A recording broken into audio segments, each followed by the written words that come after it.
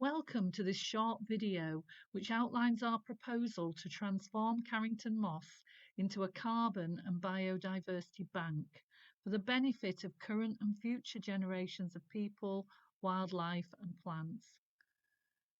This first video is part one of our series and provides the background to our project and a little bit of context. Our next video, part two, will provide more detail about the actual project itself.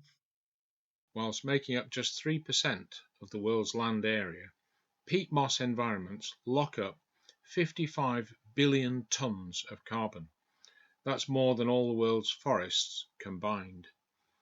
Greater Manchester is home to some of the country's most important peatland habitats, including the Carrington and Warburton mosses in Trafford, which may be between 7 and 10,000 years old. Yet 98% of these critical environments across Greater Manchester, Lancashire and Merseyside have already been destroyed, and our peatlands are under increasing threats from a variety of sources, including development, agriculture and drainage. If left unspoiled, our mosses will capture and store millions of tonnes of carbon for millennia. Once damaged though, peatland stops capturing and locking up the carbon and begins to release it into the atmosphere as carbon dioxide. The preservation of these precious landscapes, spanning more than 17,500 hectares across Greater Manchester, is a critical part of our fight against climate change, helping to reduce the risk of flooding, improve our water quality, and providing essential habitat to so many rare species of plants, birds and wildlife, some of which are on the brink of extinction. The Greater Manchester Wetlands project has estimated that Chat Moss, on the other side of the Ship Canal, stores the same amount of carbon dioxide as is created by all households in Greater Manchester annually, more than 18.4 million tonnes. We should be doing much more of this type of project, and our aims for Carrington Moss will restore and retain this priority habitat, averting mass peat extraction and the associated carbon release into our local atmosphere. There is increasing awareness of the importance of our peat mosses. This is reflected in their incorporation into a range of international, national and local policy. These policies should be fully considered by those planning for the future of Carrington Moss. At a national level, we are awaiting the England Peat Strategy and the Environment Bill, both of which are expected to introduce protections and support the restoration of these highly distinctive habitats. As a Green City region, Greater Manchester is committed to the government's approach as set out in the 25-year Environment Plan to deliver a better natural environment for people and wildlife. In August 2020, Greater Manchester was selected by the government to help kickstart nature's recovery on a countrywide scale. The local nature recovery strategy will set out priorities for restoring and connecting habitats to enable wildlife to thrive. This will include identifying priority areas for nature's recovery, highlighting the right places to plant trees, identifying where semi-natural habitats such as peatland can be restored, determining key areas to mitigate flood risk, and determining where areas of green space can be created for local people to enjoy. A number of policies are included in the Greater Manchester Spatial Framework, which is now known as Places for Everyone, to protect and enhance both the green and blue infrastructure and improve biodiversity. Places for Everyone specifically identifies lowland, wetland and mossland habitats as significant in terms of their biodiversity and geodiversity resources. It is widely recognised that habitat creation, enhancement and restoration can deliver considerable ecological benefits, as well as providing a substantial contribution to the health and quality of life of residents. Great Manchester Wetlands is a partnership set up in 2011 to create a nature recovery network between the urban areas of Merseyside and Greater Manchester. It includes key wetland habitats such as the Flashes of Wigan, the Mersey River Corridor and rare lowland peat habitats. Carrington Moss is located within the nature improvement area, which has been locally designated by the Greater Manchester Local Nature Partnership.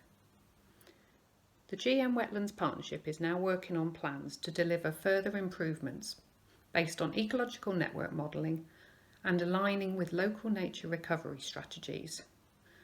We will be looking at opportunities for projects on Carrington Moss to be included in this piece of work. Now here we have an area of little Walden moss which only last year was reprofiled using a laser level to help with the hydrology of the site, and has also been planted with loads of common cotton grass, which you can see in front of us, hare's tail cotton grass, and even some cross-leaved heath, which, as we all know, are lovely floral bog species. Now in only a year's time we have seen some fantastic vegetation cover here, seeding cotton grasses and flowering cross-leaved heath, which is just in front of me. And all this is helping to protect the peat from things like wind erosion and helping to retain that precious rainwater. The difference, I think you can all agree, in only a year is quite astonishing. And as you can see, we have an incredible amount of common cotton grass now, which is super impressive since only around 4,000 individual plants were planted back in around 2013. Now this in turn will help this rare habitat provide the ecosystem services I've previously mentioned in being a water filter, a flood defence, and importantly, a carbon store. Trafford's master plan for New Carrington passes a devastating sentence on the future of one of the borough's critical and irreplaceable habitats, Carrington Moss. We disagree with the suggestion in their document that large-scale restoration of raised bog will not be possible. There are many examples of other sites being restored from similar conditions, including within the GM region. The significant level of overdevelopment set out in the plan will destroy any conservation opportunities in the area. The traffic alone will bring considerable additional air and noise pollution, impacting birds, plants and wildlife, to say nothing of the effect of this plan on the health and well-being of local residents. The green corridors shown on the graphic are very misleading.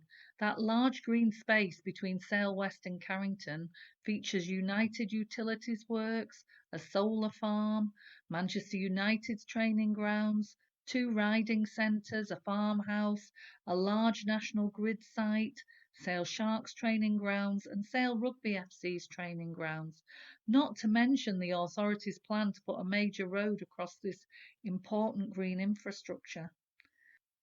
We're also conscious of Trafford's position in the biodiversity units table. One only needs to compare our performance against Tameside's, an authority with a similar land size and population, to see that our focus should be on improving the ecology and biodiversity in our area. Our alternative transformation strategy aims do just that. Our vision is to restore natural mossland habitat to much of Carrington Moss and to reverse the fragmentation and degradation of this important green space and wildlife corridor in the South Manchester area. A key aspect of this vision is to transform much of Carrington Moss into a carbon capture and biodiversity bank. In line with Trafford's declaration of a climate emergency and their recently published carbon neutral action plan, this proposal aims to avert mass peat extraction from the site and the consequent large-scale release of carbon dioxide into the atmosphere. This goal will further enable the mossland to recover its function as a store of carbon, a role it has previously played for many thousands of years. As a viable carbon capture and biodiversity bank, we believe the moss will have real benefits for the local economy, while also supporting the recovery of plant, wildlife and bird populations on Carrington Moss. In summary, our strategic intentions include: first, to promote economic uses of Carrington Moss that work with and for the natural environment and not against it. This will involve seeking funding to support initiatives aimed at improving the natural capital of the area and the carbon storage benefits, with the involvement of local businesses. Second, to achieve peatland restoration. Over time, we aim to recover as much of the peatland as possible. Peatland restoration does not compete with economic benefits. In fact, it can be quite the opposite. Government green initiatives such as carbon and biodiversity banking mean that business activities focused on peatland and wildlife habitat restoration can provide substantial economic returns. Third, we aim to increase the biodiversity on the moss. Along with restoration of the peatland itself, we plan to create complementary habitats to support the growth and recovery of the plant and animal species that live on the moss. This includes supporting endangered species and also the aim of reintroducing species that used to be common but are now sadly locally extinct. Our fourth workstream seeks to understand and promote the health and well-being benefits for users of the moss and the people living nearby. Besides the obvious benefits of having access to the green space itself and contact with the wildlife that inhabits it, peatland plays other key roles such as helping to reduce air and water pollution and in lowering the risk of flooding. Finally, we will have a focus on education and awareness. By working with local schools and colleges and residents, we aim to promote understanding of the challenges brought by climate change and encourage the next generation to develop the awareness and skills needed to address these challenges in their future everyday and working lives. Our next video will explore these specific goals in a little more detail. In the meantime, I will hand back to Paul, who is going to set out some of the key benefits that can come from transforming Carrington Moss into a more sustainable natural habitat. Protecting these nature-rich, irreplaceable habitats secures carbon capture, conserves bird, plant and wildlife species, and delivers an extensive green infrastructure, providing benefits all round.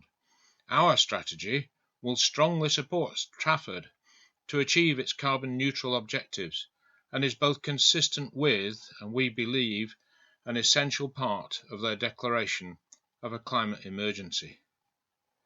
For landowners, there are many financial benefits, not only in terms of the additional funding such a strategy will attract, but it must be acknowledged that building on peat moss is not only extremely environmentally damaging, it's also very expensive. So our approach will be to seek to generate income through a carbon offset scheme, reduce landowners' cash flow challenges and possibly operating costs, while ensuring that they move forward in line with government policy, especially as pressure to implement more effective climate mitigation measures grows over the coming years. For our local communities, the pandemic has demonstrated just how important having continued access to this essential green space is. It's long been recognised that policies to protect biodiversity and the environment bring huge benefits to human health, from clean air and water to high quality soils for local food production, and the well-being impacts that result from connections with nature. Our local farmers too will be able to access new funding sources and farming options as we seek to restore parts of the peat moss, returning some areas to its original, substantially biodiverse state. We will not forget the huge benefits to our rare and declining species that can be achieved with specialised ecological advice to help us create and enhance a range of habitat features to increase existing populations and reintroduce those that have previously been abundant here. We strongly believe this initiative is a win-win-win. All parties will benefit. Much work has already been done to engage specialist organisations, ecology experts and community representatives in the creation of an action plan to take forward our vision for Carrington Moss. Our project initiation team includes the Friends of Carrington Moss, Parish Council representatives, Cheshire Wildlife Trusts, the Greater Manchester Ecology Unit, Trafford Wildlife, the RSPB, Lancashire Wildlife Trust, local ecologists, bird watchers, and a rare plants expert who works with the North West Rare Plants Initiative. We are now seeking to communicate our aims more widely and look forward to engaging further with Trafford, with landowners, with local schools, the GM Wetlands Initiative, and many other individuals and organisations so we can work collaboratively to start the process of enhancing this essential green asset.